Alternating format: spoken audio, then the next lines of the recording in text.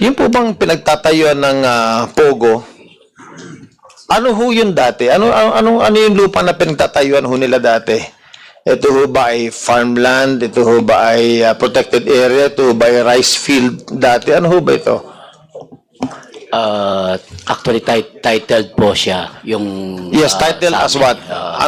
Anong land classification niya? yung sa amin po, agri siya ng Farmland? farmland. Yung sa ano po, yung sa Bamban po, ano yung lupang pinagtatayuan nung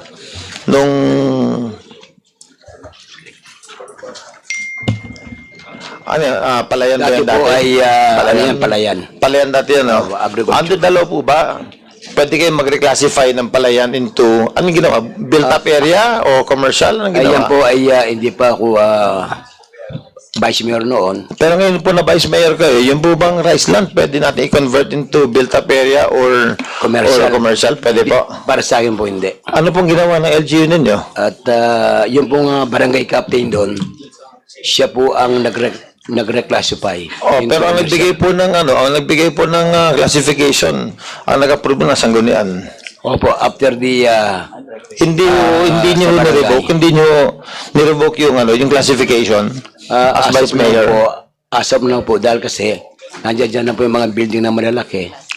Kaya po kahit lalo na ho ngayon, kaya ko lang binibring up yun because Mr. Chair, if we do not protect our farmlands, pag yung mga LGUs hindi na lang intindihan na reclassify lang sila na reclassify ng mga rice lands, maubusan tayo ng rice lands which will also affect our national security. Second, but that's beside the point.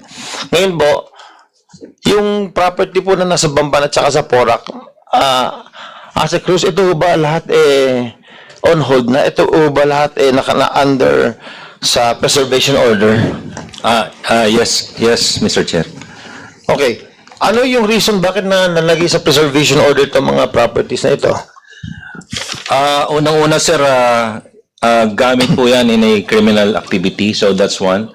So, if ever na ganun po yung kinasasangkutan ng isang lugar, then we can subject them for asset forfeiture being involved in criminal activity, sir, or ginamit sa criminal activity. And in cases, sir, sa mga pogo, sir, na nire-raid po natin, sir, lahat po ito, sir, sinubject natin for asset forfeiture. Both the property, the building, and even the vehicle, sir. Yung mga luxury vehicles nila nandun, sir.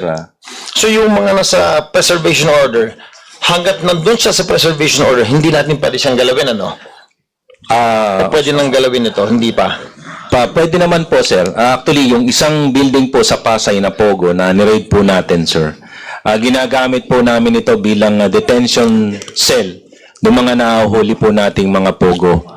So, wala po kasing detention cell ang BI, immigration, to hold about 1,000 of pogo workers. So, what we did is, yung isang building po na forfeit po natin o na nagkaroon po ng asset preservation, ginagamit po natin siya sa mga government activities.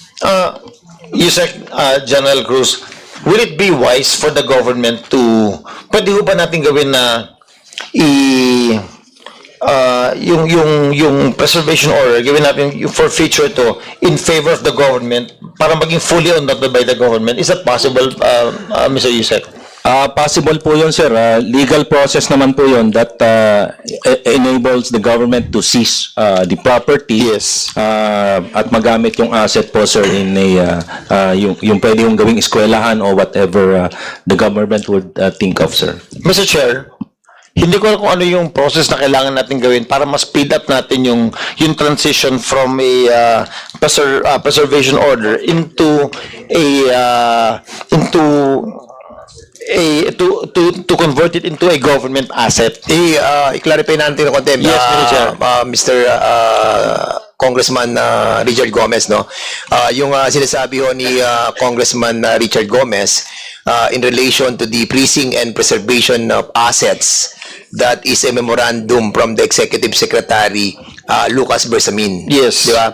And this memorandum of circular that was issued by the good secretary is in relation to the properties that was ordered to be frozen and preserved under the Baupu compound.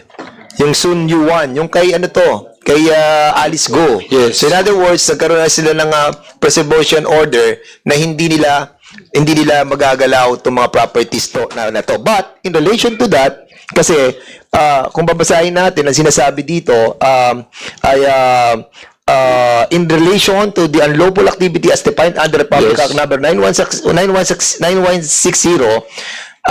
shall not be limited to the following. So, yung lang sa kay Alice Go. And the court have decided already Yes. that it will be freeze for 20 days. Diba? Ang tanong dito, Yusek, kung 20 days lang siya, So frozen lang siya, Mr. Chair. Frozen lang siya for 20 days? Hindi pa Paano siya siya? pwedeng ariin ng yeah, gobyerno. kaya nga nung sinabi mo, Congressman Gomez, medyo I wanted to intervene. Kasi when I read the decision of the Court of Appeals regarding these assets, no, that was frozen by the anti-money laundering and the PAOK-TF. Yes, sir. Yes, sir. So, ang decision ng Korte, 20 days.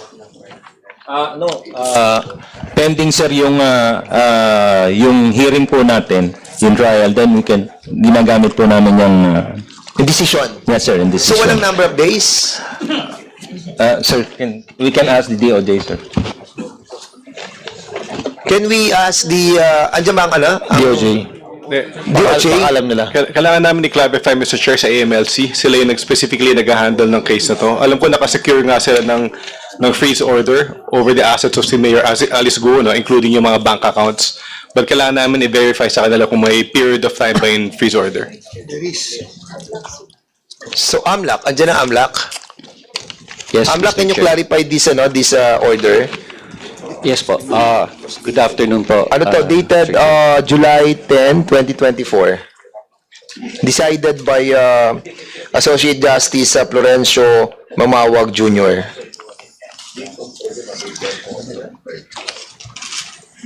Sir. Yes, Okay go na. ahead. Sir, the process po kasi under our law, under the AMLA po, is we get an initial 20-day period po sa freezing. And then, during the 20-day period, a hearing will be set po for the extension. So, the maximum extension period po niyan could reach up to 6 months. And then, after, before the expiration po ng 6 months, ina-applyan na po namin ng civil forfeiture yan. So, civil forfeiture po will now be filed before the regular courts na po. And prior to the forfeiture po, magkakaroon po, mag-i-issue rin po yung court ng ano dyan, ng provisional asset preservation order, and then eventually an asset preservation order po bago mag-issue ng order forfeiture. O kasi nandito kung babasahin, kung bibigyan babasahin ko wherefore the ex parte petition to freeze order is hereby granted. A freeze order is issued effective immediately for a period of 20 days. Consequently, the court directs the covered persons and government agency to freeze and disallow any transaction, withdrawal, transfer, removal, conversion of the following bank accounts and property. Andito lahat yung bank accounts ni Alice Go, which entails like 29 billion ata yung pinag-uusapan natin bank transaction niya. And also the properties that was freezed by the court. So, basically, yung 20 days, subject to some extension. Apo. Okay. O yan, clarified na yun. Congressman Yes, Mr. Richard, Chair. at least, kasi very important yung minention mo eh. Yes.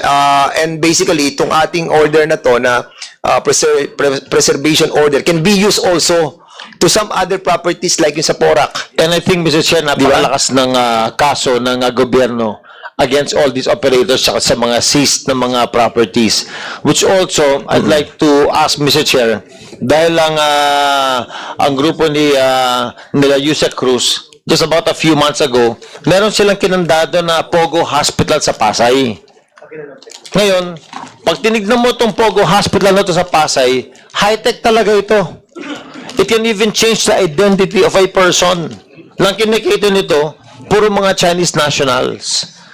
So I'd like to ask si Yusek Cruz, paano niyo ba nakita ito at paano niyo isinara itong ospital na ito? Go ahead, Yusek Cruz. Yes, sir, Mr. Chair. May info kasi kaming nakuha, sir, na there is that existing Pogo Clinic nga lang daw eh.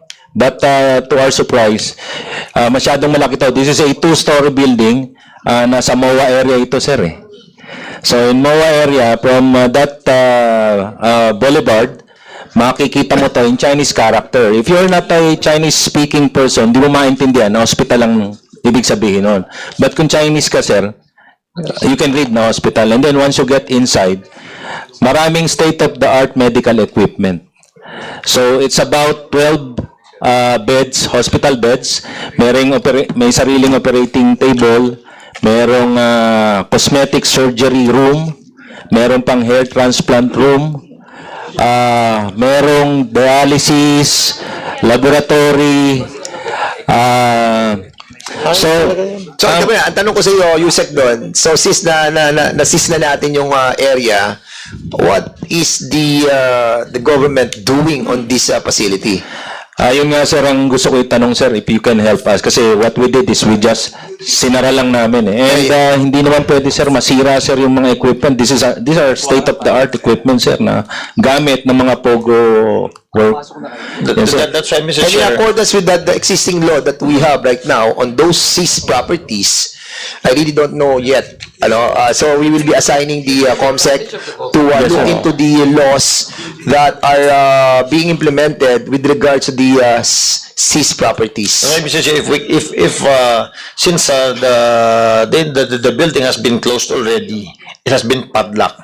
I was wondering if that whole property is seized in favor of the government, maybe the government can make use of those high-tech equipments para sa mga public hospitals. Tulad sa Pasay na huli yun. Baka pwedeng gamitin ng Pasay para sa And hospital. at the same time, the involved owners of the supposed hospital's facility are foreigners. Yes. And they run away from us, di ba? Yeah. Now, kung aantayin pa natin na bumalik sila at mag-complain sila dito, we might as use the property. Yun na nga din ang sinasabi natin doon sa Committee on Public Accounts, wherein the properties that was bought by the Chinese people, amounting to thousands of hectares, dapat in favor na rin of the government. Yes. Diba? At isis na rin natin because the burden of proof, proving that they own the property, bumalik sila dito. Because they ran away eh. Nagtakasan na yung mga may-ari ng mga properties eh, mga foreigners eh. And yung even mga- that hospital, di ba? The doctors were taken in by the Bureau of Immigration, sir. The what? They told us na doctor sila but we doubted. So, kasi nung hinanapan namin ng papel, sir, walang maipakita eh. So, they were one Vietnamese alleged doctor and another two Chinese I think there are no doctors. existing law that govern that area. Yeah. And for the meantime that there is no governing law pertaining to this kind of situation, then the government should take over. That's why, Mr. Chair, babalik talaga ako doon sa powers of the LGU. Kasi yung LGU, they have the power to enter one area, yung premises, pwedeng pasukin ng LGU yun eh. Napakalakas, Mr. Chair, ng local government code. One of the most complex laws that we have in this country was given to the powers to the LGU. Ang LGU, if you'll take a look at sa munisipyo po kayo eh. So, may clause dun under municipal mayors. Titignan niyo titignan niyo yung Article 1, Section 444.b .16. Binibigyan kayo ng powers. Yun yung ang katumbas nun is Section 16 of the Local Government Code, which is the welfare clause. Anytime i-invoke niyo yung welfare clause na yun, you can do anything with your powers mandated by the people para pong pasukin itong mga pogos na to. Kaya hindi ho rason sabihin natin na hindi ho kami pinapapasok, hindi ho totoo yun. Pwede kayo pumasok. Lahat ng documents nila, you can check. The administrators, the BPLO, pag-issue nyo ng yearly business permit sila, di ba hinihingi nyo hinihingi nyo may business tax. Tapos tinatanong nyo magkano yung revenue every year. Sige, for example, Porac, Mayor, what is the annual revenue nitong napasara na Pogo site? Kung di mo nagkakamali, it is standing on an 8-hectare property or 10 hectares ho ba? Ganun ho ba kalaki yun? 8 hectares. 8 hectares. Tapos ang daming facility, di ba? Yes. So pati yung realty tax nun, makikita nyo kasi kung magkano yung mga nalagay ng mga infrastructure doon eh. Tinitignan natin, di ba? Tama ba? Admin? Mr. Chair, good afternoon. Ang estimate po ngayon ng aming assessor on the realty that stands on the lot where the Pogo used to operate is around 6 million po. 6 million? Opo. I But do not this is, believe you. Lupa lang ho yan o pati yung mga buildings? yun po ang current actually estimate po ng assessment namin ngayon. Mr. Chair,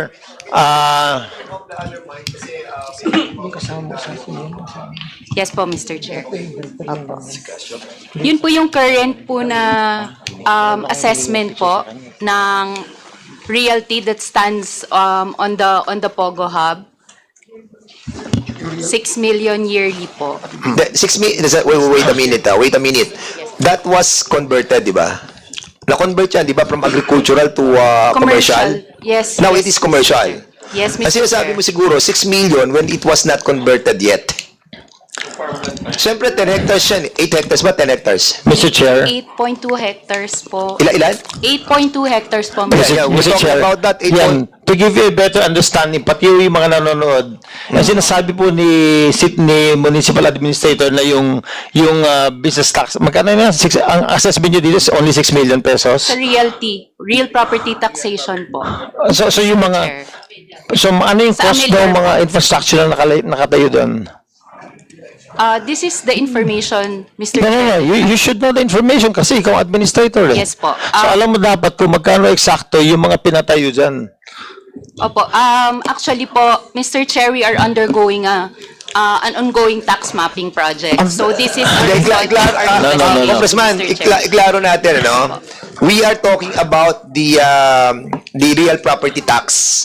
Ang sinasabi mo, Yes, 6 million ang binabayad sa inyo sa assessed Yun po value ang ng property. yun po ang current assessment po ng aming assessor. Ng property, 6 million lang? On RPT po. RPT, po. According po, actually Ano the classification niya? commercial po. Commercial na siya. Mr. 8 Chair. hectares, 6 Opo. million lang. 6 million po yung Ang mura pala ng lupa sa inyo. RPT lang yan. Kasama RPT yung po. improvements. RPT. Kasama improvements. Opo, yun po yung current po na assessment namin. We can give more information po from our municipal assessor.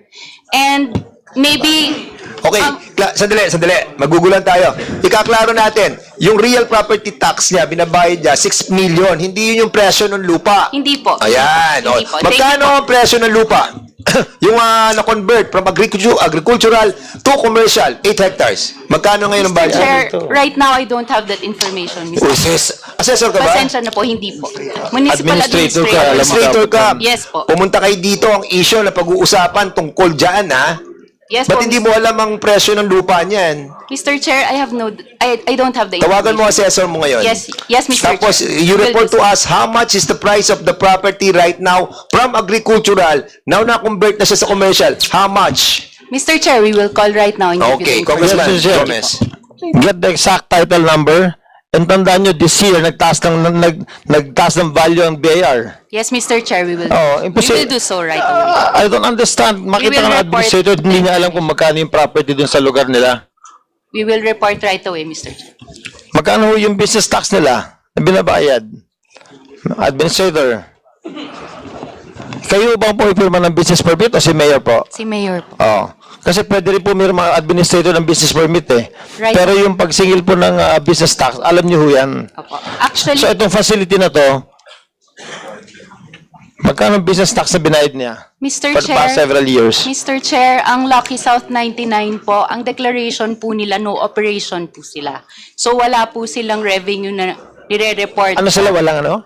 Meron po silang certification of no revenue, no operation po. Naniniwala tayo sa kalokohan na yun? This is, sir, actually po, nagbigay po sila ng BIR returns po nila.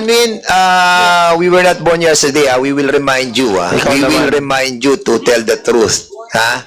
The members of the Committee on Public Order are still here. Yes, Mr. They Chair. might cite you in contempt. Mr. Chair, I am speaking based on records po. Mr. Chair. Wala ka na record na pinapakita. Hinihingi namin. Sabi mo, wala, hindi mo alam eh. Mr. Chair, Asan ang record nung non-payment, non-revenue?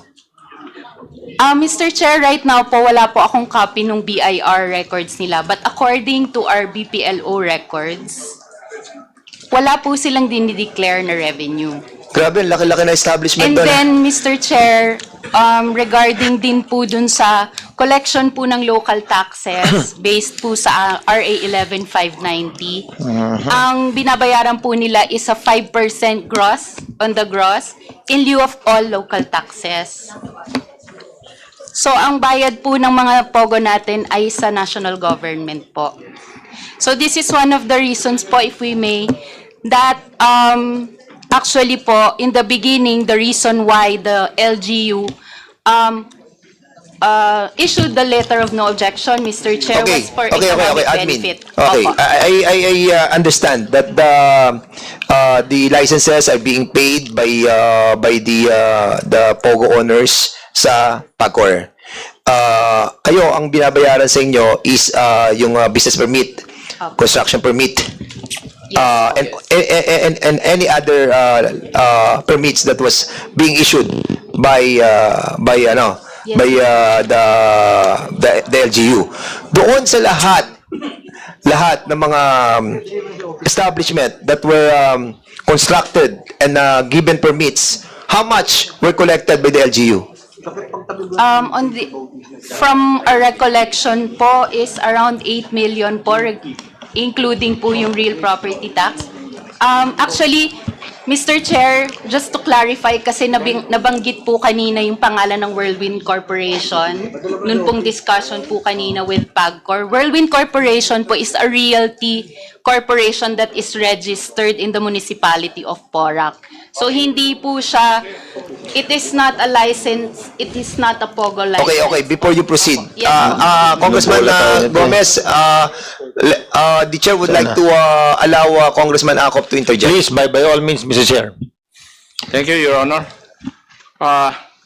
Mayor, I think when you were in the Senate, tinanong ka rin itong tanong na ito kung magkano yung binabayad. Di po ba? Yes, Your Honor. Ang sagot mo doon sa Senate is 6.5 million over the years. Tama rin po ba? It's on record. Gusto mo, ipasomon Yes. ko yung records ng Senate? Yes, Your Honor. Totoo. Now, yung 6.5, how many years yun? Over the years, sagot po ninyo Over the years po. Yes. Ilang taon yun, yung 6.5 million? Para makompute namin kung ilan, magkano sa isang taon. Kasi ang sagot po ninyo, over the years From the time they started the And when was that? operation. 2019, Your Honor. So, 2019, hanggang tumigil siya dahil hindi nyo binigyan ng license, hindi nabigyan ng license ng 2024, supposed to be up to 2023. Yes, Your Honor. Yung 6.5 million na yun, ano pong coverage nun?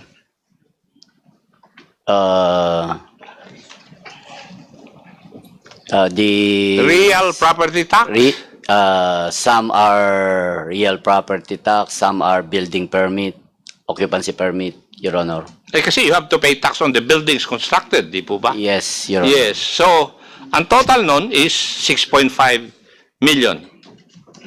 Opo, Your Honor. Oh, sinabi po nga nyo sa hearing na yon that the amount is minimal and did not contribute strategically or maximally doon sa sinasabi po ninyo na pag-asenso ng inyong lugar na Porac. Di po ba? Yun po ang sagot nyo sa Senate, if I remember it right. Opo, Your Honor. No. So, that's the... Your Honor, yun po yung binabayad talaga, 6.5 over the years. Okay, medyo naklaro na natin yan, no? I understand that the PAGCOR received the big amount on the, what do you call that? The registration, the $100,000, and then the performance bond of $300,000, di ba? And these are being received by the PAGCOR, no? But there's no denying still that yung committed na, but going back to what we're talking about, yung committed illegal activities, no, pertaining to the much more revenue coming from the different scams that were committed inside the hub. Yun po yung ating babalikan. Anyway, Congressman Gomez, you still have the floor, and reminding you that you still have like 1 minute and 17 seconds. Thank you, Mr. Chair.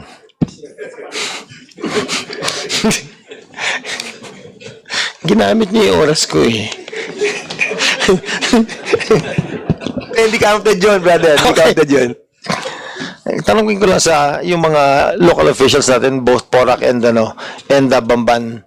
Ang daming ang daming pananakit na nangyari, ang daming tortures na nangyari.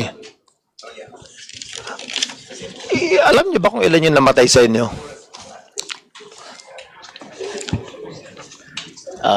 On our part, Your Honor, wala pong hindi po namin alam. Sa inyo po, sa Bamban. Your Honor, wala rin po akong alam na kung meron namatayan. Ako, hindi ako taga inyo, pero alam ko kung ilan namatay sa inyo eh. 63. Sa Bambam po. Pero hindi ko nare-report. Ako, dami, no? Kasi, pag mayor ka, alam mo lahat ng nangyayari. I-verify natin po. I-verify natin. Kasi ako po ay last June 4 doon pa lang po naging acting mayor.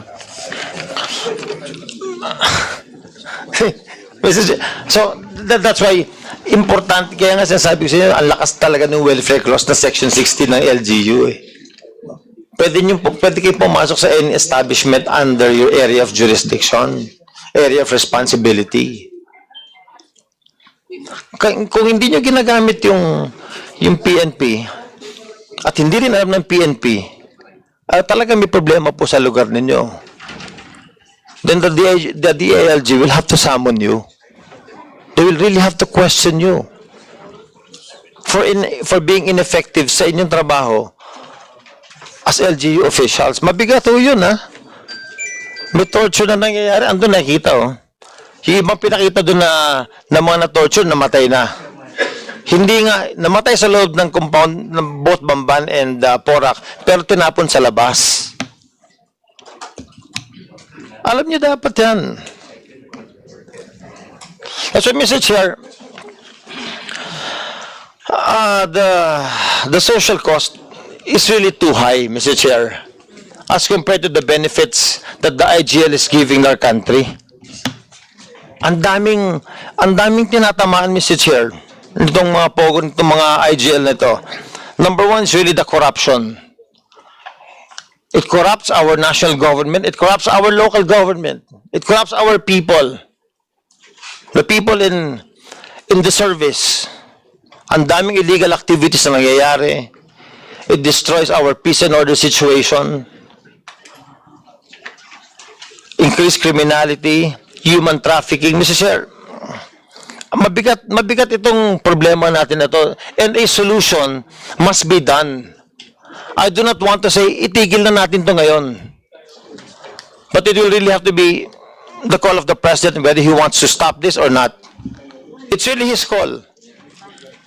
On our part, Mr. Chair, we will really have to be, kailangan talaga bantayan natin ng gusto ang ginagawa ng lahat ng departamento na ito.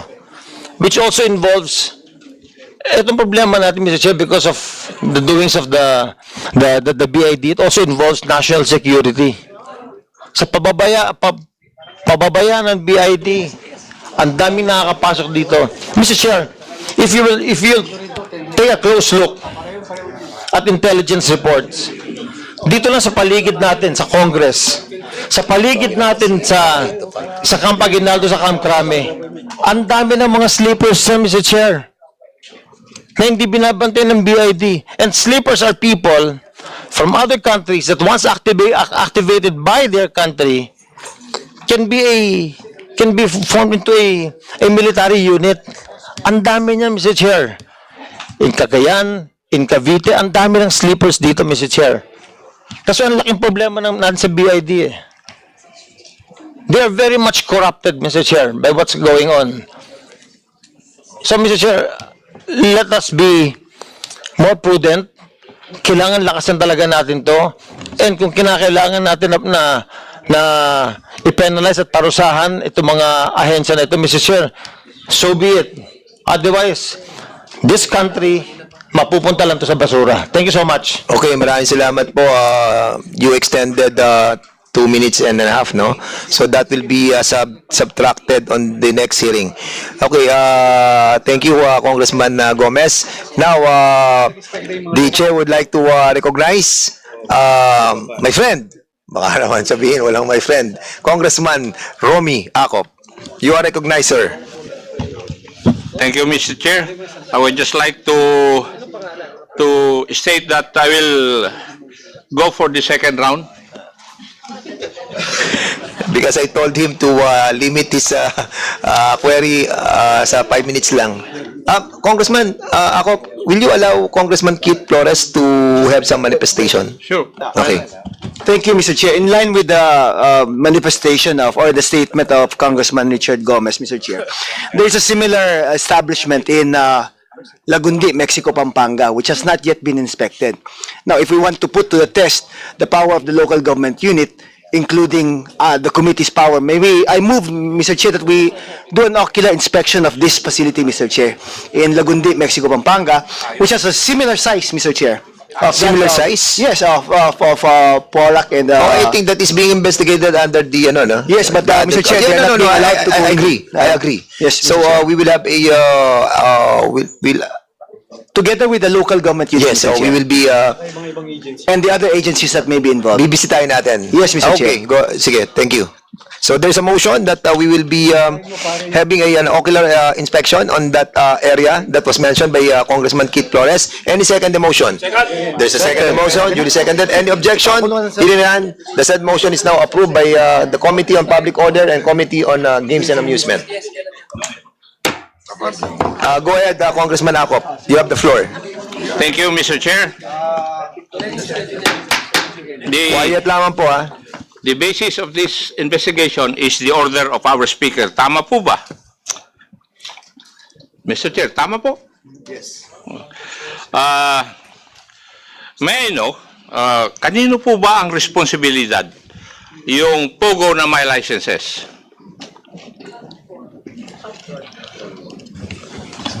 Chairman, you can, Chairman Pagcor. Yes, sa amin pong responsibilidad yung meron pong lisensya na issue po ng PAGCOR. Yung pong walang lisensya, kanino po kaya ang may responsibilidad nun? Congressman ako, hindi ko na po masasagot yun dahil hindi na po sakop ng PAGCOR yun. Pero, Mr. Chairman, would you agree with me that POGO with licenses would be under the jurisdiction of PAGCOR? And would you agree na yung POGOs without licenses would be under the jurisdiction of law enforcement? I would agree, Congressman Ako. Now, may I ask the law enforcement agencies, sino sa inyo ang Office of Primary Responsibility para habulin yung mga illegal POGOs? Insofar as your jurisdictions are concerned. PNP. Anybody from PNP can reply with a definite answer. For POGO operations, actually sir, whether it is illegal or legal, kaya lang may ginagawang mga illegal, we have an inter-PNP operations being conducted. Recently, it is the CIDG leading the operations, and we also have personnel from the anti-cybercrime group supporting in terms of technical support po, sir. That is only one aspect of law enforcement. Di po ba? If you look at it, most of the arrestees or persons arrested are of foreign nationality. Paano po sila nakapasok dito sa ating bansa? So, hindi lang kayo, hindi nyo responsibilidad yun, di po ba? So, Tama po, ang sir. pinapakita ko lang po sa atin ay wala pong agency who would be considered as the Office of Primary Responsibility para mag-coordinate ng efforts para matigil ang illegal pogo. Di po ba? Meron ba? Totoo po, sir. Totoo. And maybe that is the reason why we're having a hard time, or government is having a hard time, na patigilin ang illegal pogo. Because hindi lang trabaho ng pulis to eh. From the numerous questions and queries of my colleagues, kailangan ito ng maraming interagency approach. Oh, but nobody is taking the cudgel kung sino man na maging in charge.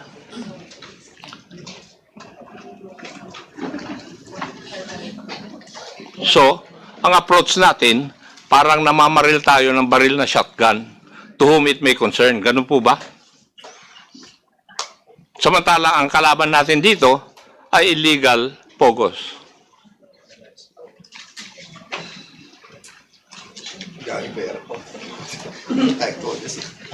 So, ewan ko kung anong government agency ang magkukuha nito. But that is basically the problem that we have now. How do we stop illegal pogos? Mr. Chair, may I know if the chairman, Altenco, has somebody who has been with PAGCOR even before his time? Si Attorney Jessa Fernandez po, nakasama ko, was with PAGCOR prior to my assumption into office. Thank you. Now, before PRRD came into the presidency, how many pogos did we have?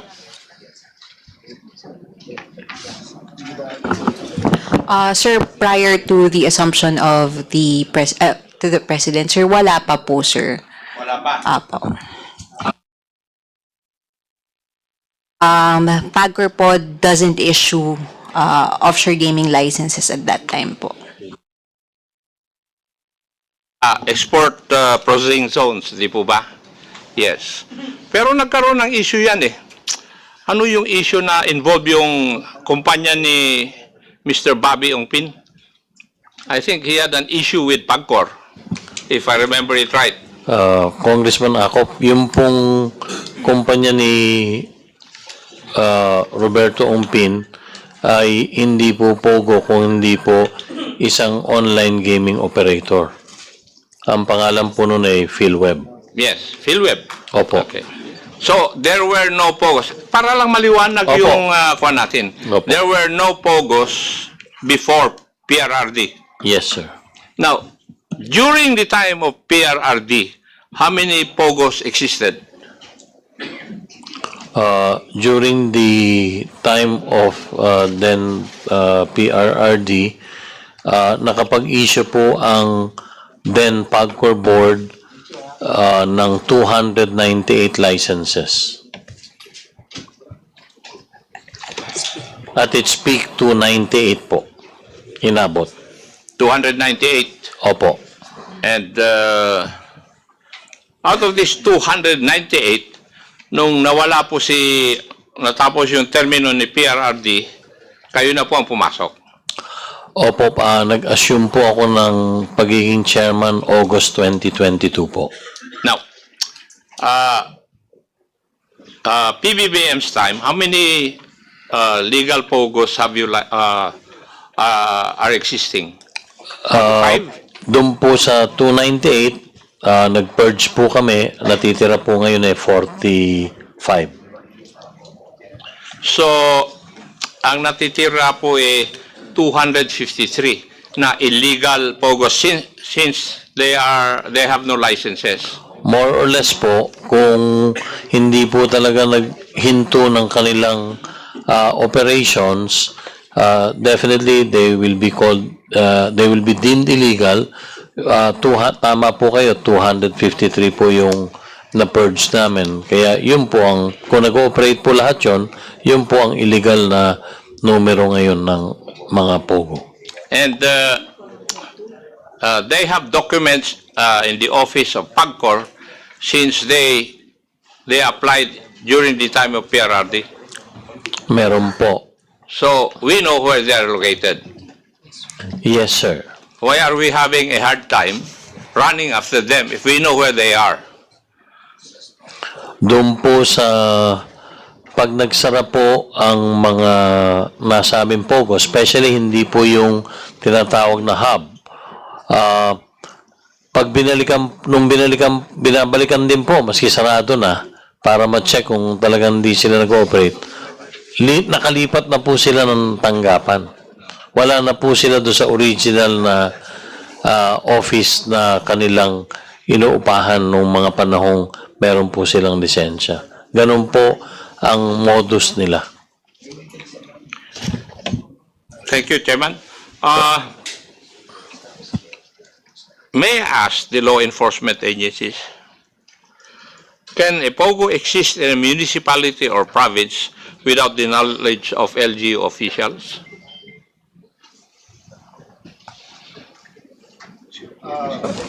Your Honor, if you are going to see for example, itong Porac incident as an Hindi po ako example. humihingi na example.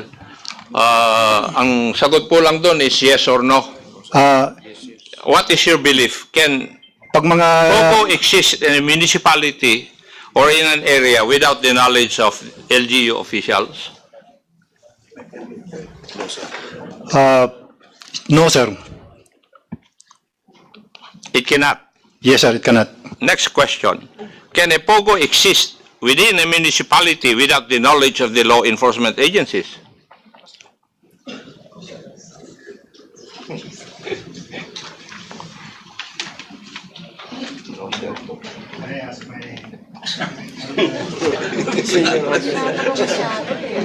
Your Honor, can I ask the CIDG regarding this one? Your Honor, even without us knowing, they can still exist. Hindi nga. Hindi mo sinasagot yung tanong ko, Iho, eh.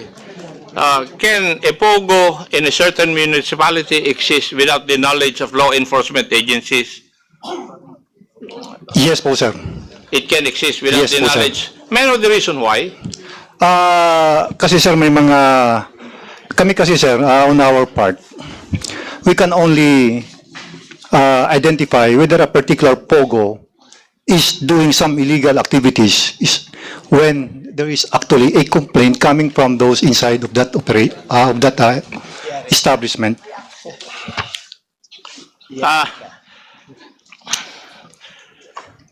Hindi po ba pag for example doon sa Porac o Bamban ba yun? 36 buildings constructed, high-rise buildings. Hindi po nyo, hindi unusual sa inyo yun? When people in the number of 1,000 would enter a certain area, hindi unusual sa inyo yun? Your Honor, sir, ang ginagawa lang po namin sa PNP, if there Hindi nga, are... sagutin mo yung tanong ko. Ang tanong ko lang, sa tingin nyo po ba, bilang law enforcement agencies, pinatayo 36 buildings sa isang lugar. Tapos, araw-araw, 1,000 tao ang pumapasok. Would that be usual or unusual? Yun, sir, tinitingnan po namin, sir, lalo na pag mga Hindi gabi. nga, hindi ko tinatanong kung anong tinitignan mo eh. Sagutin mo yung tanong ko. Is that unusual? Yes po, sir, unusual. Oh, then that would have caught your attention. Actually, sir, we are conducting our Did monitoring. it catch your attention? Yes, sir. O bakit hindi kayo nag-imbestiga? Actually po, sir, nag-iimbestiga po kami. Nagpapadala po kami ng mga operatiba namin to verify. Sa case build-up po, sir, ang pinaka-importante po doon is there should be somebody who will complain. And normally po, may mga victims po dyan na, halimbawa, victims of torture lumalapit sa amin, yun sir ang nagiging basihan namin to apply for a search warrant.